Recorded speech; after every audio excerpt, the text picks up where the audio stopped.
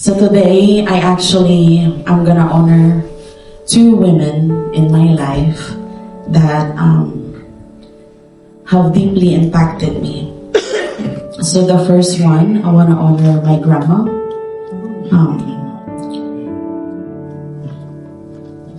She is beautiful, sweetest, and most loving grandma of all time for me. Most of you probably know we were adopted, me and Jenilyn, when we were 12 by her son. We came here in America at 15 years old. And from that moment, Grandma is our home. We consider Grandma as our patriarch in our family because she's always that we can trust, rely, and we know that she would protect us. I still remember how she supported us, not by just financially, but emotionally, especially spiritually. When we told her that we wanted to go to college, Regina, Jenilyn, and I remember how she got so upset.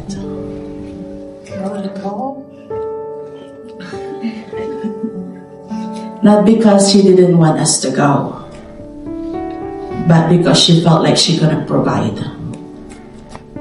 She was crying and sobbing while telling us this. I don't have anything, girls. We barely live on my pension. How am I supposed to support the three of you?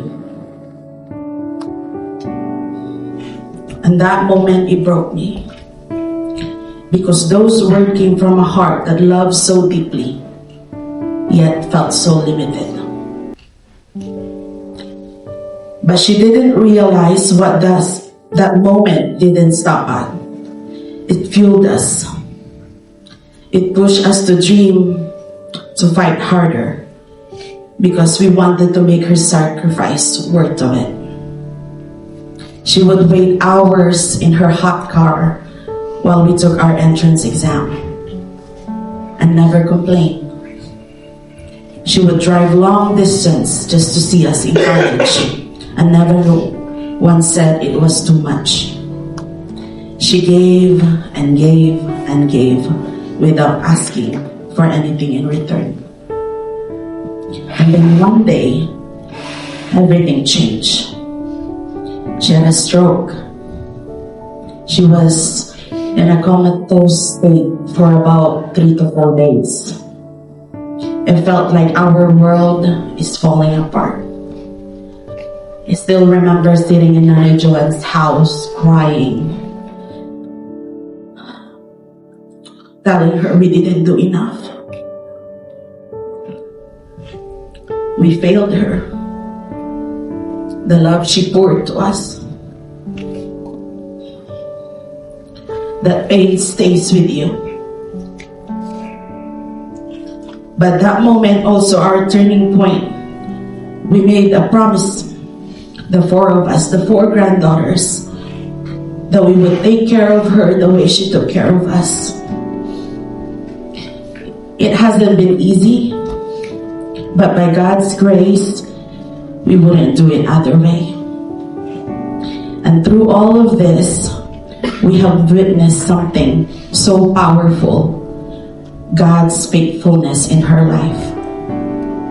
Even now in dementia, even in a wheelchair, she still chooses God. More often, she doesn't know our names, the moments that we shared, but she remembers where her heart belongs. Every morning I would wake up and wake her up and say, Grandma, it is time to go to church. And she would say, yes, let's go. She still finds joy in being in the presence of the Lord. And to me, that says everything. It means that even her minds forget, the souls remember. Even the body grows weak, God remains strong. Her life is not just a story of sacrifice. It is testimony that God has been with her every step of the way. In Lamentations 3, verse 22 to 23, it says, "Because of the Lord's great love, we are not consumed, for his compassion never fails. They are new every morning. Great is your faithfulness." And that's why I see in her, even in her weakness, even her memory fades, God is still with her. And the next one, my twin, to my other half, the one who walked through life with me since birth. I mean, she has seen my best, my worst. She's seen my struggles, my fear, my anxiety, and my stubbornness.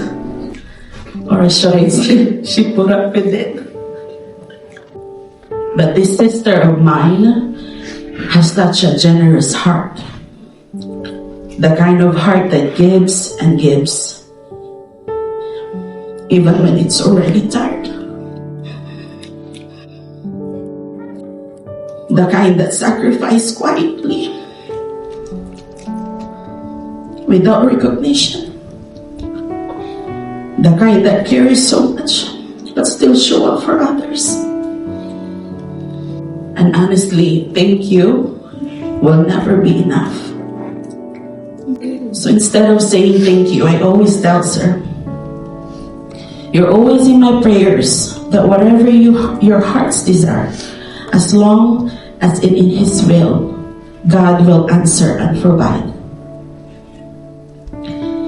This verse reminds me of you on Galatians 6:9. Let us not become weary in doing good, for at that proper time we will reap a harvest if we do not give up. So every sacrifice you made, every time you choose us,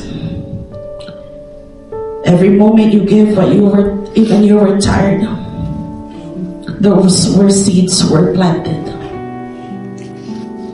Even when it felt heavy, even if it felt too much, God saw every single one of them. And He's promised that in His perfect time, you will reap a harvest. Not just in a blessing, but in the lives that you've touched, including mine. Kahit na matigas ang ulo ko, minsan lang minsan. Kahit na napapagod ka na, you never give up. You push and push.